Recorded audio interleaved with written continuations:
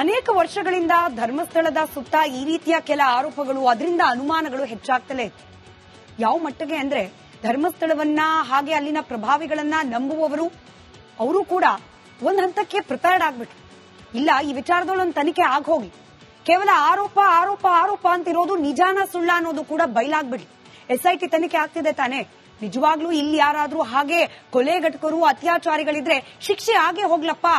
ಕಳಂಕ, ಕ್ಷೇತ್ರಕ್ಕೆ ಅಂಟ್ತಾ ಇರುವ ಕಳಂಕ ಆದಷ್ಟು ಬೇಗ ತೊಡೆದು ಹೋದ್ರೆ ಸಾಕು ಅನ್ನೋದು ಧರ್ಮಸ್ಥಳದ ಭಕ್ತರದ್ದೂ ಕೂಡ ನಿರೀಕ್ಷೆಯಾಗಿತ್ತು.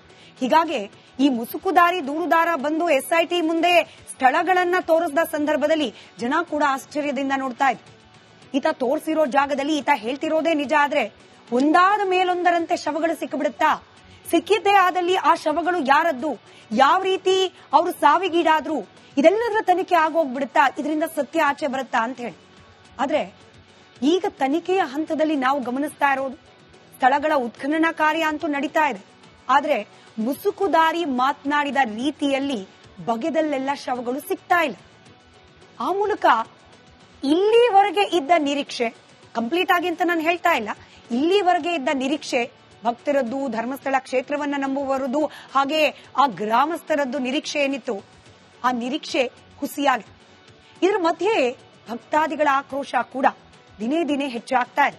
ಏನ್ ಹೇಳ್ತಿದ್ದಾರೆ ಧರ್ಮಸ್ಥಳ ಗ್ರಾಮಸ್ಥರು ಹಾಗೆ ಕ್ಷೇತ್ರದ ಭಕ್ತರು ಈ ತನಿಖೆ ಬಗ್ಗೆ, ಮುಸುಕುದಾರಿಯ ಬಗ್ಗೆ, ಅದರ ಬಗ್ಗೆ ಒಂದು ವರದಿ ನಿಮ್ಮ ಮುಂದೆ.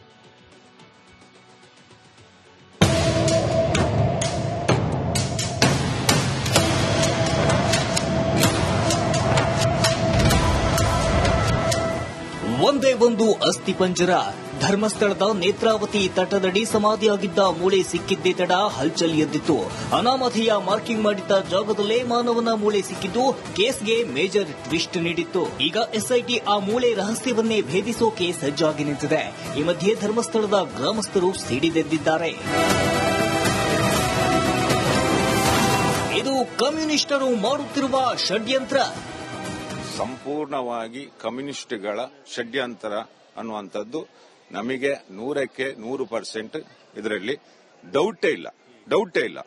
ಇದರಲ್ಲಿ ಎಲ್ಲ ಈಗ ಸ್ಟಾರ್ಟಿಂಗ್ನಿಂದ ನೀವು ಸೌಜನ್ಯ ಮರ್ಡರ್ ಆದ ಸಮಯದಿಂದ ಇವರೆಲ್ಲ ಟಾರ್ಗೆಟ್ ಈಗ ಸೌಜನ್ಯ ಮರ್ಡರ್ ಆದ 1 ವರ್ಷದ ನಂತರ ಇವರು ಈ ಷಡ್ಯಂತ್ರವನ್ನ ಮಾಡೋದಕ್ಕೆ ಅಂತಲೇ ಪ್ಲಾನ್ ಮಾಡಿರುವಂತ. ಸುಖ ಸುಮ್ಮನೆ ಪೊಲೀಸರ ಮೇಲೆ ಆರೋಪ. ಅವಾಗ ಏನ್ ಮಾಡ್ತೀವಿ, ಫೋಟೋ ತೆಗಿತಾ ಇದ್ವಿ. ತೆಗ್ದದ್ದನ್ನ ನಾವು ಕೂಡಲೇ ಸ್ಟೇಷನ್ ಅವರು ನಮ್ಮ ನೆಗೆಟಿವ್ ಸಮೇತನೂ ಅವರು ತಗೊಂಡು ಹೋಗ್ತಾ ಇದ್ರು. ಯಾಕಂದ್ರೆ ಅವ್ರಿಗೆ ಅದು ಆ ಮಾಹಿತಿ ಹೊರಗೆ ಹೋಗಬಾರ್ದು, ಮತ್ತೆ ಆ ಮಾಹಿತಿಗಳು ಸ್ಟೇಷನ್ ಇಂದ ಮಿಸ್ಯೂಸ್ ಆಗಬಾರ್ದು ಅನ್ನೋ ಕಾರಣಕ್ಕೆ ಅವರೆಲ್ಲ ಅದನ್ನ ತಗೊಂಡು ಹೋಗ್ತಾ ಇದ್ರು. ಧರ್ಮಸ್ಥಳದಲ್ಲಿ ಧರ್ಮವಿದೆ, ಅದಕ್ಕೆ ಭಕ್ತರು ಬರ್ತಾರೆ. ಧರ್ಮಸ್ಥಳದಲ್ಲಿ 106 ಶವಗಳನ್ನ ಹೂತಿದ್ದೀನಿ ಅಂತ ಹೇಳ್ತಿದ್ದಾರೆ. ಏನ್ ಅನ್ಸತ್ತಮ್ಮ ಇದನ್ನೆಲ್ಲ ನೋಡಿದಾಗ ದೇವಸ್ಥಾನದ ಬಗ್ಗೆ? ಇವಾಗ ಏನ್ ಕಟ್ಕತೆ ಏನೋ ಗೊತ್ತಿಲ್ಲ ನಮ್ಗೆ, ಇವಾಗಿಂದ ಮಾಡ್ತಾ ಇರ್ತದೆ. ಇವಾಗ ಆ ಕಾಲದಿಂದ ಏನಿದ್ದಿಲ್ಲ. ಈ ಕಾಲದಲ್ಲಿ ಇವಾಗ ಏನೇನೋ ಪ್ರಪಂಚದಿಂದ ಫೋನ್ ಮೊಬೈಲ್ ಇಂದ ಬಂದೆ ಎಲ್ಲ ಕೆಟ್ಟೋಗ್ಬಿಟ್ಟಿದ್ದೆ.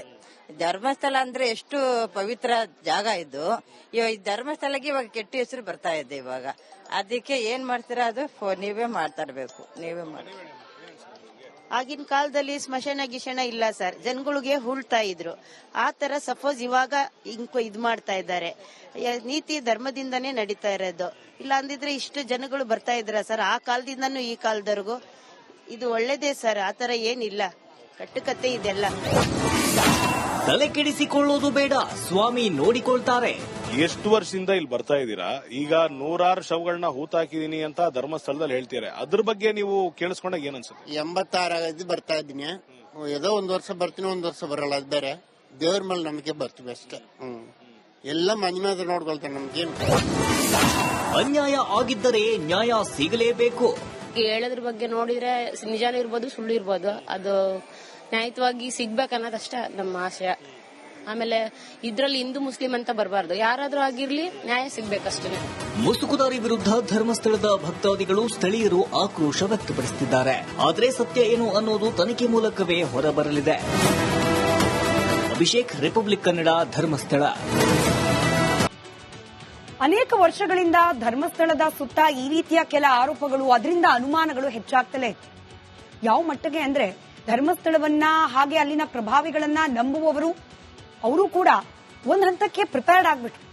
ಇಲ್ಲ, ಈ ವಿಚಾರದಲ್ಲಿ ಒಂದು ತನಿಖೆ ಆಗ ಹೋಗ್ಲಿ, ಕೇವಲ ಆರೋಪ ಆರೋಪ ಆರೋಪ ಅಂತಿರೋದು ನಿಜಾನ ಸುಳ್ಳ ಅನ್ನೋದು ಕೂಡ ಬಯಲಾಗ್ಬಿಡ್ಲಿ.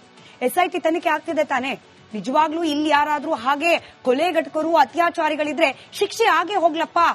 ಕಳಂಕ, ಕ್ಷೇತ್ರಕ್ಕೆ ಅಂಟ್ತಾ ಇರುವ ಕಳಂಕ ಆದಷ್ಟು ಬೇಗ ತೊಡೆದು ಹೋದ್ರೆ ಸಾಕು ಅನ್ನೋದು ಧರ್ಮಸ್ಥಳದ ಭಕ್ತರದ್ದು ಕೂಡ ನಿರೀಕ್ಷೆ ಆಗಿತ್ತು. ಹೀಗಾಗಿ ಈ ಮುಸುಕುದಾರಿ ದೂರುದಾರ ಬಂದು SIT ಮುಂದೆ ಸ್ಥಳಗಳನ್ನ ತೋರಿಸಿದ ಸಂದರ್ಭದಲ್ಲಿ ಜನ ಕೂಡ ಆಶ್ಚರ್ಯದಿಂದ ನೋಡ್ತಾ ಇದ್ರು. ಈತ ತೋರಿಸಿರೋ ಜಾಗದಲ್ಲಿ ಈತ ಹೇಳ್ತಿರೋದೇ ನಿಜ ಆದ್ರೆ ಒಂದಾದ ಮೇಲೊಂದರಂತೆ ಶವಗಳು ಸಿಕ್ಕಿಬಿಡುತ್ತಾ? ಸಿಕ್ಕಿದ್ದೇ ಆದಲ್ಲಿ ಆ ಶವಗಳು ಯಾರದ್ದು, ಯಾವ ರೀತಿ ಅವರು ಸಾವಿಗೀಡಾದ್ರು, ಇದೆಲ್ಲದರ ತನಿಖೆ ಆಗೋಗ್ಬಿಡುತ್ತಾ? ಇದರಿಂದ ಸತ್ಯ ಆಚೆ ಬರುತ್ತಾ ಅಂತ ಹೇಳಿ. ಆದ್ರೆ ಈಗ ತನಿಖೆಯ ಹಂತದಲ್ಲಿ ನಾವು ಗಮನಿಸ್ತಾ ಇರೋದು ಸ್ಥಳಗಳ ಉತ್ಖನನ ಕಾರ್ಯ ಅಂತೂ ನಡೀತಾ ಇದೆ. ಆದ್ರೆ ಮುಸುಕುದಾರಿ ಮಾತನಾಡಿದ ರೀತಿಯಲ್ಲಿ ಬಗೆದಲ್ಲೆಲ್ಲ ಶವಗಳು ಸಿಗ್ತಾ ಇಲ್ಲ. ಆ ಮೂಲಕ ಇಲ್ಲಿವರೆಗೆ ಇದ್ದ ನಿರೀಕ್ಷೆ ಕಂಪ್ಲೀಟ್ ಆಗಿ ಅಂತ ನಾನು ಹೇಳ್ತಾ ಇಲ್ಲ, ಇಲ್ಲಿವರೆಗೆ ಇದ್ದ ನಿರೀಕ್ಷೆ ಭಕ್ತರದ್ದು, ಧರ್ಮಸ್ಥಳ ಕ್ಷೇತ್ರವನ್ನ ನಂಬುವರದ್ದು, ಹಾಗೆ ಆ ಗ್ರಾಮಸ್ಥರದ್ದು ನಿರೀಕ್ಷೆ ಏನಿತ್ತು ಆ ನಿರೀಕ್ಷೆ ಹುಸಿಯಾಗಿದೆ. ಇದರ ಮಧ್ಯೆ ಭಕ್ತಾದಿಗಳ ಆಕ್ರೋಶ ಕೂಡ ದಿನೇ ದಿನೇ ಹೆಚ್ಚಾಗ್ತಾ ಇದೆ. ಏನ್ ಹೇಳ್ತಿದ್ದಾರೆ ಧರ್ಮಸ್ಥಳ ಗ್ರಾಮಸ್ಥರು ಹಾಗೆ ಕ್ಷೇತ್ರದ ಭಕ್ತರು ಈ ತನಿಖೆ ಬಗ್ಗೆ, ಮುಸುಕುದಾರಿಯ ಬಗ್ಗೆ, ಅದರ ಬಗ್ಗೆ ಒಂದು ವರದಿ ನಿಮ್ಮ ಮುಂದೆ.